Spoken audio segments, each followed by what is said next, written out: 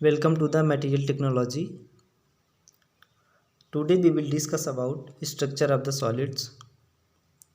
According to the structure, the solids are categorized in two categories. One is a crystalline solid,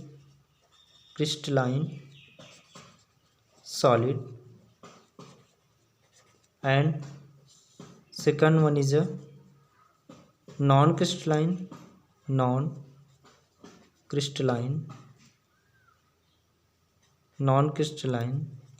or amorphous solid. Amorphous solid.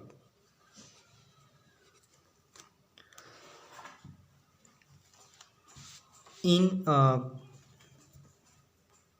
जो हमारा course दिया हुआ है syllabus, इस course में we will only focus in crystalline solids. कोई भी solids हो, या तो क्रिस्टलाइन होगा या नॉन क्रिस्टलाइन होगा, और वह एटम्स या मॉलिक्यूल से मिलके बना होगा. All solids are made up of atoms और मॉलिक्यूल्स.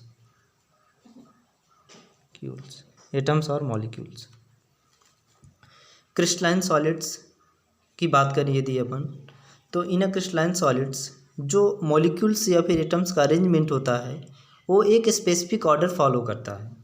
उनका जो अरेंजमेंट होगा प्रॉपर अरेंजमेंट होगा. उसमें जो मॉलिक्यूल्स होंगे, एटम्स होंगे, वो एक स्पेसिफिक ऑर्डर में अरेंज होंगे. For example, this is a solid. In this solid, atoms are arranged in this manner.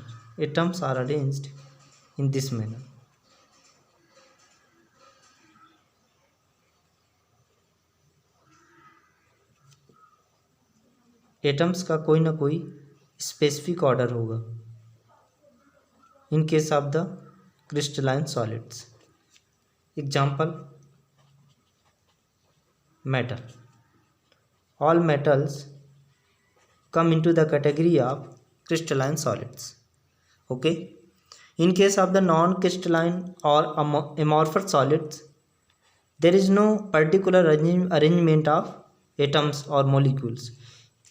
जो भी मॉलिक्यूल्स एटम से मिलके बने होंगे, इनका कोई स्पेसिफिक ऑर्डर नहीं होगा. ये रेंडमली डिस्ट्रीब्यूट होंगे एटम्स और मॉलिक्यूल्स. फॉर एग्जांपल, एक मॉलिक्यूल्स यहाँ पे, दूसरा यहाँ, इस प्रकार रेंडमली कहीं पर भी डिस्ट्रीब्यूट होंगे. तो इस टाइप के जो सॉलिड्स होते हैं उन्हें हम नॉन क्रिस्टलाइन या फिर अमॉर्फस सॉलिड्स कहते हैं. एग्जाम्पल ऑफ द अमॉर्फस और non crystalline solids are ceramics.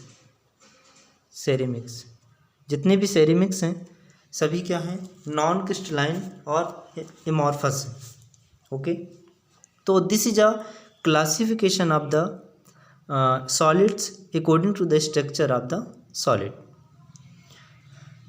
जैसा कि मैंने अभी बताया था कि हमारे कोर्स में सिर्फ क्रिस्टलाइन सॉलिड्स की स्टडी करना है, तो mainly we will focus on the crystalline solid material. In detail crystalline solids material का डिटेल में जाने से पहले हम कुछ टर्म्स या पॉइंट्स देखेंगे जो हमें हेल्प करेंगे समझने में क्रिस्टलाइन सॉलिड्स को. ओके. तो पहले पॉइंट की बात करूं मैं, तो दिस इज अ